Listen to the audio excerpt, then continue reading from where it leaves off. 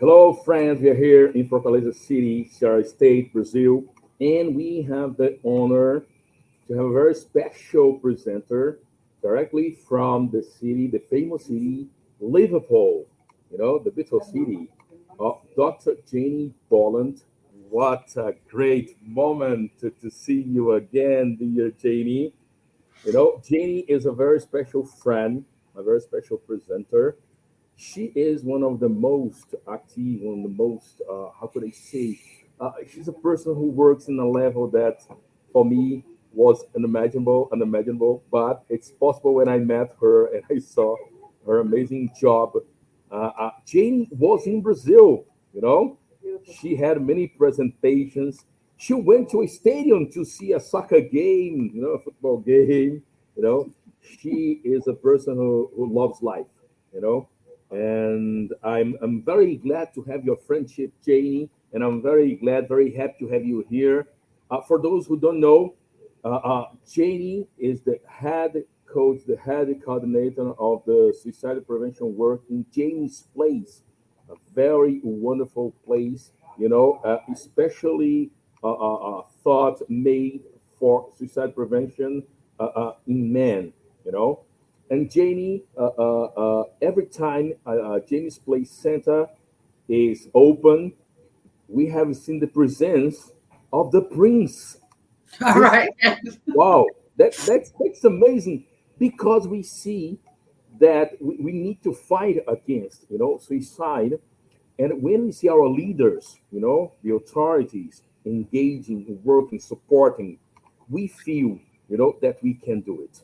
So, Jane, I'm going to pass the word to you. I'm going to pass the floor to you, and I'm eager to listen to you once more. I will never be tired of listening to you. Thank you very much, Gia. I always get promoted when I visit Brazil. I've been Dr. Jane Boland, which I'm not. I'm not a doctor. I was Professor Jane Boland. It's just Jane Boland. There's no additional titles needed. But thank you very much. And you're right. Prince William has opened all three of our James's Place centres in Liverpool, London, and Newcastle. So we're really excited. He has shown a real commitment to suicide prevention, and I think he will continue to do so. I can't really say much more than that, but I can say, watch this space, and I will. So I'm hoping that I can show you my presentation. Is that, yeah, there we go. Wow, perfect. So here we go. So I'm going to really quickly talk about James's Place for those of you who don't know what it is that we do. And then I'm going to talk about something that can sometimes make people sort of roll their eyes and think, oh, this is a bit boring. But data is so important to help us to continue our work. We have to be able to, certainly in the UK, working as a charity. So our, James's Place is a charity. We don't get much we do get some government funding, but not very much. So we have to continue to evidence that the work that we do is safe and effective, and that what we do is has got credibility and people will refer to us. So that's what I'm going to talk about. So I just want to introduce you to James. So James is a young man who James's Place was named after, and James sadly died in 2006. So 12 years before we opened our first centre. And like many young men, His family and friends were aware that perhaps he was having some struggles, but he didn't have a history of mental health problems. He didn't have a drug and alcohol problem. He got overwhelmed by a set of circumstances, and very sort of from being sort of a very sort of well-loved and successful young man, because he was only 21 when he died. He died very quickly. He killed himself in the family home. And his family were determined that they would try to prevent this to happening to other families, and that's how James's Place came about. So we've been going since 2018 in Liverpool, although obviously there was sort of fundraising activities happening before then. We are a charity, so the vast majority of our money is raised either by like challenge events. People, mostly young men, actually go and do sort of crazy things and climb things and cycle to places and raise money for us. We've treated now over 2,300 men across our 3 services have come to us and had like a positive engagement with our intervention. We went on to open our 2nd centre in London and then our 3rd centre in Newcastle, with the plan to open our 4th centre in Birmingham next year, and then a 5th centre after that, possibly in Glasgow. We're not quite sure yet. And throughout, we have really focused. So as I came into the charity, I knew that whilst I had sort of a reputation in Liverpool and people would refer to me because of the work that I did in Liverpool, I was a clinician in Liverpool, people knew me. If I wanted people in Newcastle or London or Birmingham to take through the service, we had to prove that it was effective. So this is the model, our James's Place model. So our model is our intervention, which is a very sort of solution-focused therapeutic intervention that we do one-to-one with men who come to the service. So it's a talking therapy. Our intervention takes place in our environment. They come to us. We're not in a hospital. It's a non-clinical environment. It's provided by properly trained and paid therapists. It's not by volunteers. It's delivered by professionals. Men come to us really quickly. We've never had to run a waiting list. We've always been able to get men in to see us like the next day or the day after. That's our target. And we've so far, after 5 years, always been able to manage that. And part of the reason for that is the work that we put into partnerships and referral pathways. So we make sure that referrers only refer appropriate people to us, and that means that we're able to keep our doors open and get people through our intervention really quickly. So that's kind of how, that's what we learned from setting up James's Place in Liverpool, and that's how we implemented in London and Newcastle how we wanted to do things. This is our intervention. It's really straightforward. This is one of our therapy rooms in the background. It's very recognizable to any psychologists out there as a formulation-based intervention. I think what is different is that it's very collaborative with the men. It's not like me as an expert therapist telling the man what's wrong with them. We use the cards to almost develop a scheme for the men that they can sort of see it. It's an English phrase. It means get everything out there. Lay your cards on the table means sort of tell me everything that's happening. It's like it's a game sort of saying. And then this is a couple of graphs from our academic evaluation. So because we've focused on evaluation, I'm able to evidence that the men who access our service and who engage positively, they experience like a reduction in their level of distress. We use the core 10 to evidence that, which is like a standardized outcome measure. And we also can evidence that they experience a decrease in the sense. And we know that that's a massive factor in somebody becoming suicidal, that they feel very trapped by the situation that they're in, and they can feel that suicide is an answer to that horrible feeling of being stuck and trapped. And we were, I can go back and show you that I've got some figures from when we first started in London that continued to to when we opened so from Liverpool, it continued to when we opened in London.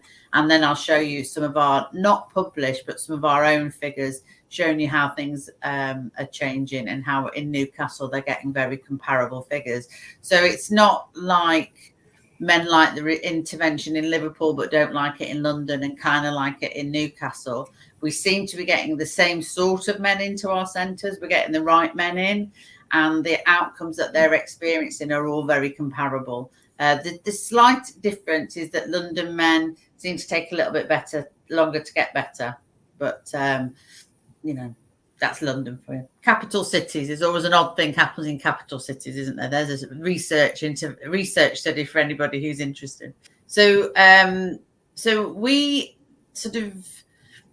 we were really fortunate, and again, it's quite interesting to think about how if you are working within the charitable sort of space, how the importance of having like really good fundraising available to you, because we accessed a fundraiser, a funder who is really interested in like the backroom functions of the charity. So everybody likes to provide like service provision.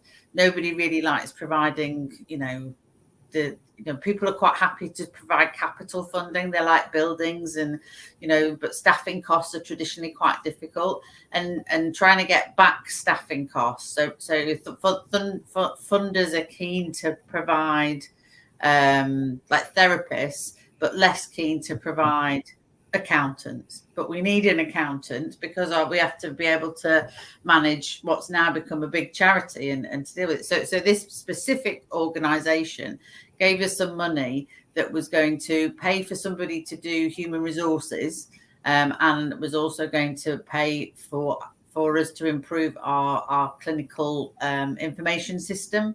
So our clinical information system is a Microsoft-based system. So we work with a company to configure Dynamics, which is like a Microsoft CRM. So it's like a generic system, and then you can get it configured. You might be able to do it yourself. You might be able to work out how to do it. We couldn't. We had to get somebody to do that for us, and it's left us able to really then access all the information that we're putting into the system. And again, those of you who are therapists out there it'll be familiar that you put a lot into an information system and you don't get very much out. So I knew that we wanted to use it in a number of ways. We wanted the therapists to have access so that they could see the outcomes and the progression that the individual men were making. We wanted like the centre leadership teams to be able to see it so they could work with therapists on specific areas and we need it for governance and reporting because people give us money. We want it, we're very much on the ground in terms of provision, and we get our data available much quicker than, say, for example, the NHS. So if we see something happening, we see it happening in real time almost. So, for example, if we saw like a new method of suicide attempts or something like that, we kind of see it quite quickly. And then, we've got an early alert if those sort of things are happening.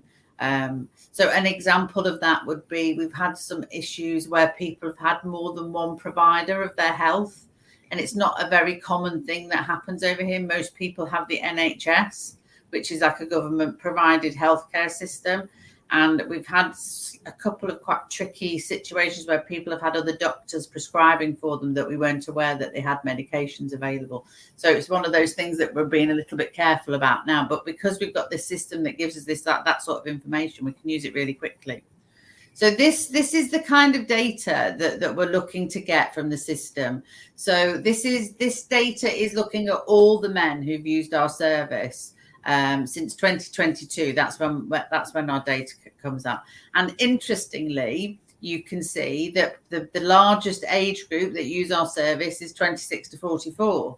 Now that might be quite different where you are, and it also might be quite different in in our three centres. And with our information system, we can then go and look at what the service does. And then that means that we can do outreach and engagement more effectively to get the right men into the centre again. But those figures are slightly different than the UK-based figures for people who die by suicide.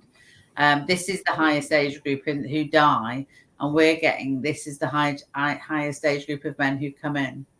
I don't know whether there is a sort of facility for questions and stuff, but I could go through data all day. I just find it so fascinating. But that might I'm thinking that some of you will be aware of the IMV model, which is a Rory O'Connor psychological model that helps us to understand suicidal behaviours and the move from intent, from sort of ideation to intent. Well, we collect that data as we see the men. We ask them to sort of we work out whether they're experiencing them. And so, this is, so 30% of the men who come to see us will experience entrapment. This is quite an interesting one. This is like that thing brooding where people are going over and over an idea. And when we did a little bit of jiggling around, we found out that brooding was really high in students and young people. It wasn't as high in, so it just gives us information about specific groups. And then we've got another one, though it's not showing. I might have to go and find, and this is like the volitional factors. So again, the biggest one that we're identifying that we're concerned about, and it makes sense, doesn't it, is impulsivity and previous suicide attempts. Janie, while you go there searching, I would like to say that Rory O'Connor is the president of IASP, the International Association for Suicide Prevention. Yes. He has, a very high importance in the world of suicide prevention. I have met Dr. Rory O'Connor in 3 different World Suicide Prevention Congress. Yeah. And Janie Boland was there too, presenting. And well, Dr. O'Connor Professor O'Connor is one of our trustees at James's Place. So he's involved with the charity. So the fact that we're sort of using this model. Yeah. Great. So this one comes out. So these are the volitional factors. And as you can, and so as like on session 1, it shows which ones are there. And then as you go, it shows how they move. So, so they all go down, but it gives us other insights as well. But to be able to, I don't know why it's not quite letting me do that one. On session 1, 20% of the men have got access for means of harm, and 27% of them are feeling impulsive. But by the time we're getting to session 8, those numbers have gone right down. So people, 7% have got access to means of harm. So we're able to sort of evidence now using this data that we're impacting on all of these factors. And going back to the work I was sort of saying that we do with the individual therapists, we can show them on their interventions, look, this is what's happening to the men that you're seeing, and this is how this is happening. It can be a bit boring talking about data, but it's vital if you want to get your services funded, and it's vital if you want to get people to, commission services or pilot them. You've got to be able to say, well, this is our idea, this is what we think is happening. So often, our work can feel a little bit, well, who knows what's happening. But anyway, thank you very much. And I've enjoyed watching everybody. I'm going to carry on and watch a few of the presentations as well myself. Dear Dr. Jane, here we have the contact. If you want to join, if you want to reach, you can. It's going to be recorded too. It's going to be uploaded on the internet, our presentations. Yeah. And if you want to be in touch with her, she's in. Yeah, well, and we're all on the WhatsApp group. Instagram. Yeah. Hello, we're all on the WhatsApp group, aren't we? So just contact me. Good. Thank you so much. More than happy to. Yeah. Because I'm sure there are people who be willing to be in touch with you. Yeah, as Dr. Janie Boland has said, sometimes it can seem a little bit boring talking about data, but it's vital. Janie, here in Brazil, we have a saying, sometimes we joke here, we say, in God we trust, all the rest must bring data. Yeah. So I think it's the right, sentence saying to finish this presentation. Yeah. Yes. And I hope to see you maybe in Europe, Portugal, I don't know, around the world, in Brazil again. I'm more than happy to visit Brazil again, Ajay. You know that. Wow, that's great. That's great. I love to listen to that because Brazil is huge.